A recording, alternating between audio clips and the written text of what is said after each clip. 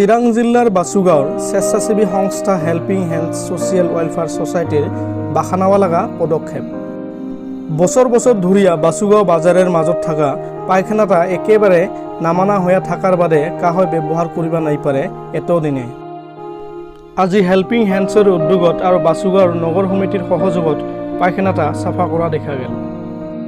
যাৱা 15 আগষ্টৰ পৰা হেল্পিং হেণ্ডছ নামেৰ সংস্থাটাই বাসুগাঁও বাজাৰ চাফা কৰাৰ লগতে বাজাৰত নগৰ সমিতিৰ সহযোগত বিজুলী বাতি সংযোগ কৰিয়া দেৱাৰ লগতে আৰু মেল্লা কাম কৰিয়া আহিছে।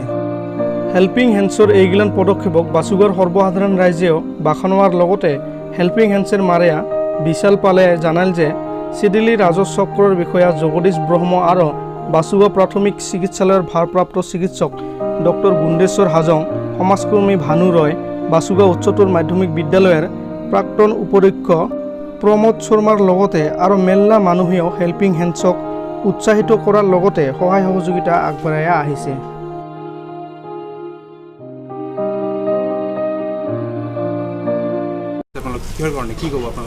নমস্কাৰ। আগন্তুক শাৰদীয় উৎসৱলৈ সকলোকে আমি শুভেচ্ছা যাচি আজি আমাৰ যেটো কোভিড-19 ৰ যেটো পেণ্ডেমিক সিচুৱেশ্যন আছে সেই পেণ্ডেমিক সিচুৱেশ্যনৰ প্ৰতি লক্ষ্য ৰাখি আমি আশা ৰাখিছোঁ এই শাৰদীয় উৎসৱ আমি সকলো যাতে ছ'চিয়েল ডিষ্টেন্সটো মেইনটেইন কৰি এই উৎসৱটো উদযাপন কৰোঁ। আজি আমাৰ হেল্পিং হেণ্ডছ ৱেলফেয়াৰ ছ'চাইটিৰ পৰা আমাৰ বাসুগাঁও বজাৰৰ এটা আমাৰ যেটো লেট্ৰিন শৌচালয় যেটো আছিল সেই শৌচালয়টো আজি বহুত দিন যাবত এনেকুৱা কদৰ্যময় পৰিৱেশত আছিল যে মানুহে ব্যৱহাৰ কৰিব পৰা নাছিল।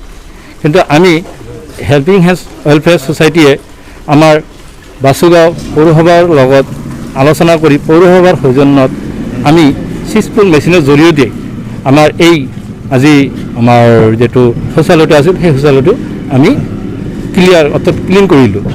আৰু এই চিজপুল মেচিনটো আমাৰ বাসুগাঁৱৰ যিবিলাক বাসী আছে সিহঁতেও এতিয়াৰ পৰা ব্যৱহাৰ কৰিব পাৰিব। যদি সিহঁতৰ লেট্ৰিন আজি চাফা কৰিব লাগে তেতিয়াহ'লে আমাৰ এই পৌৰসভাত এইটো যদি এপ্লিকেশ্যন এটা দিয়ে সিহঁতৰ জৰিয়তে এইটো চাফা কৰাৰ ব্যৱস্থা কৰা হৈছে। কিছুদিন পূৰ্বৰ পৰা আমাৰ এইটো প্ৰচেষ্টা চলি আছিলে স্বচ্ছতালৈ। যোৱা 15 আগষ্টৰ পৰা আৰম্ভণি হৈছিলে আমাৰ, আৰু সেই 15 আগষ্টৰ পৰা আৰম্ভণি কৰি আজি 15 অক্টোবৰ আজিৰ দিনটোত আহি আমি এই সুন্দৰ পদক্ষেপত উপনীত হৈছোঁহি।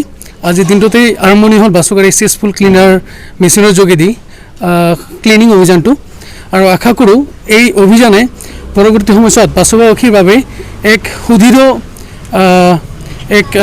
সুব্যৱস্থা গঢ়ি তুলিব।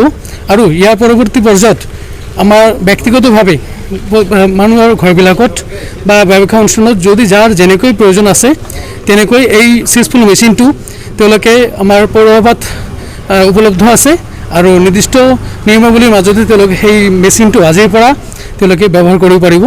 আৰু এই মেচিনটো লৈ ইমান দিনে যিটো জমৰ যাতনা ভুগি আছিলে, অৰ্থাৎ ইয়াৰ পূৰ্বত যেতিয়াই দৰকাৰ হৈছিল হয়তো আমাৰ নিকটৱৰ্তী বঙাইগাঁও কোকৰাঝাৰৰ পৰা আমি এইবোৰ মেচিন হায়াৰ কৰি আনিব লগা হৈছিলে। তাৰ কাৰণে বহুতখিনি কষ্ট চাফা কৰিব লগা হৈছিলে আমাক।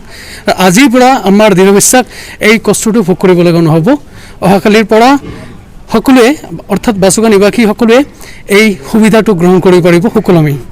আগন্তক যিহেতু দুৰ্গা উৎসৱ সমাগত, এই ক্ষেত্ৰত আপুনি জনসাধাৰণলৈ পৰিষ্কাৰ বা পৰিচ্ছন্নতাৰ ক্ষেত্ৰত কি মানে আপোনালোকে কি আহ্বান জনাব?